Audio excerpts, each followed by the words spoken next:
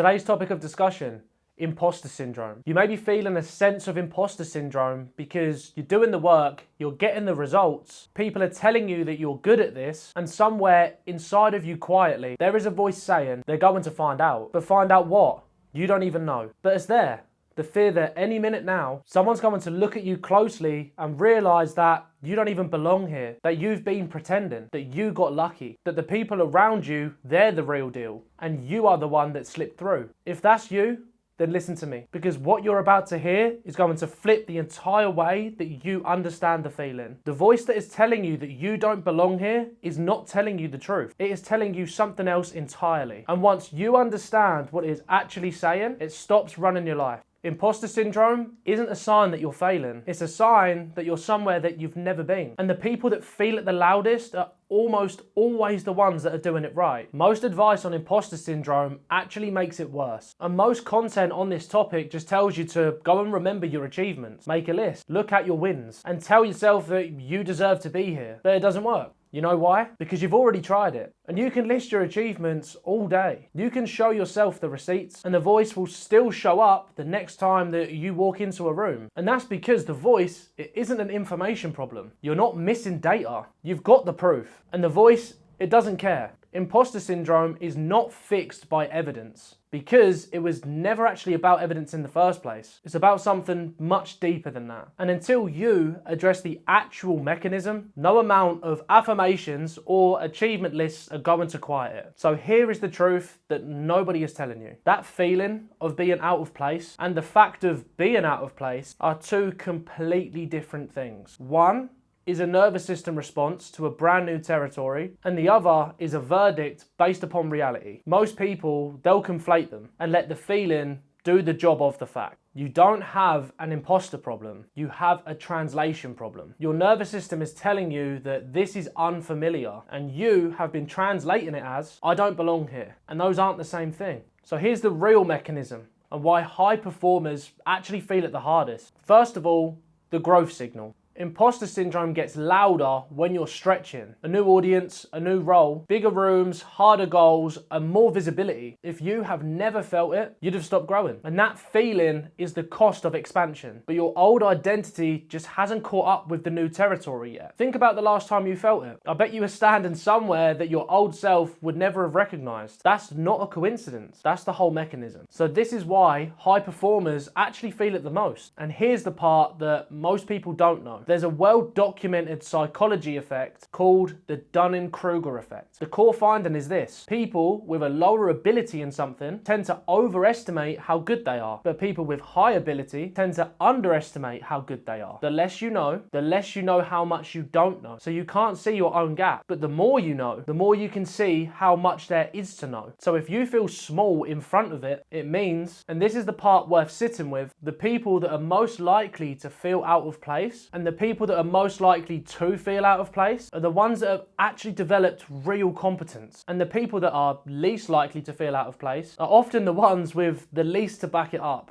So, if you are feeling imposter syndrome, that is not a sign that you don't belong. It's a sign that you are one of the people who can actually see the gap between where you are right now and where it is you want to be. The genuinely incompetent cannot see the gap, but you can. There's a reason why you feel out of place, while someone who is less qualified is out there acting like they've invented the game. And that is the Dunning-Kruger effect. And if you are feeling imposter syndrome right now, it's usually proof that you are the one who actually knows what you're doing. So here is how it shows up in real life, and see if any of these are familiar to you. You get a promotion and you assume that HR must have made a mistake. Or you land a new client and you wait for them to realize that you're not as good as they thought. Or you're called the expert in the room and you want to physically shrink. Someone could praise your work and you immediately deflect in a way where you say that the team did most of it, or, oh, I must have got lucky, or it wasn't actually that good. Also, you could see someone that is younger than you, with less experience than you, but they're succeeding more visibly than you. And the first thing you assume is they must know something that I don't. Or you're charging your rate and quietly you're telling yourself that you think you should charge less. Someone could be introducing you with all of your accomplishments and you want to leave the room. Or you feel like someone's going to find you out, even though you're not even hiding anything.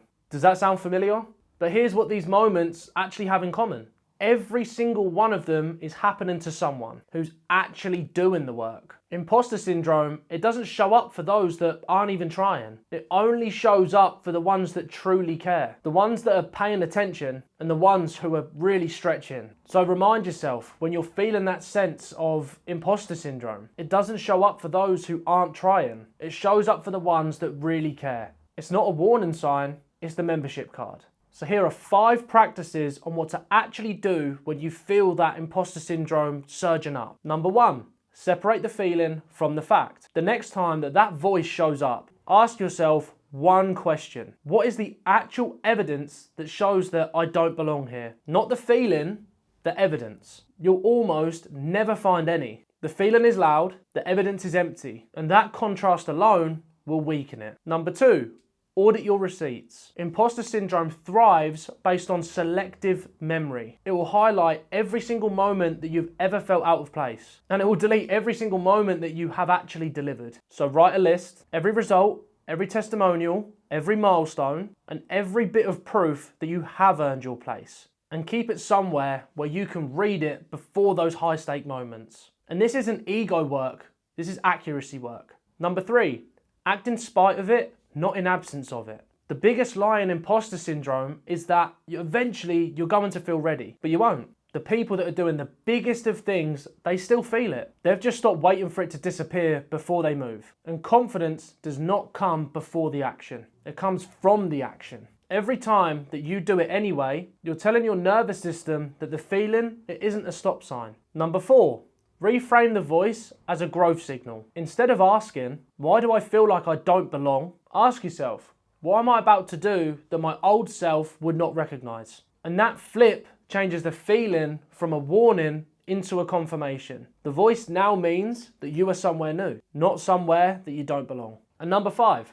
talk about it out loud to the right person. Imposter syndrome loses most of its power the minute you say it out loud. The version in your head is always bigger, darker, and more isolating than the version that you put into words. The key is who you tell, not someone who will just reassure you into dependency. And if you don't have that person in your life, find them. A coach, a mentor, or a peer. That conversation alone will change the game. So listen to me when you feel like you don't belong, because you do. The fact that you can even ask the question, that is the proof. The people that genuinely do not belong, they don't worry about it. They're too busy convincing themselves that they do. The fact that you are asking the question, that is evidence. And if this hits, drop a comment below and let me know where imposter syndrome shows up most for you. Is it in the rooms, the conversations, the moments? By naming it, that is the first time that you get to take your power back. Please make sure to go like, comment and subscribe to the channel so you are notified of all future posts. As always, if this video hit, be sure to share it with someone that you care about, someone that you want to see grow with you on this journey. If you've found value in the Listen to Me When series, remember that self-sabotage, confidence, self-belief, validation, then imposter syndrome, they are all part of an ecosystem that essentially builds up our internal foundation. My name's Harley. Do the work, trust the process, and I'll see you in the next one.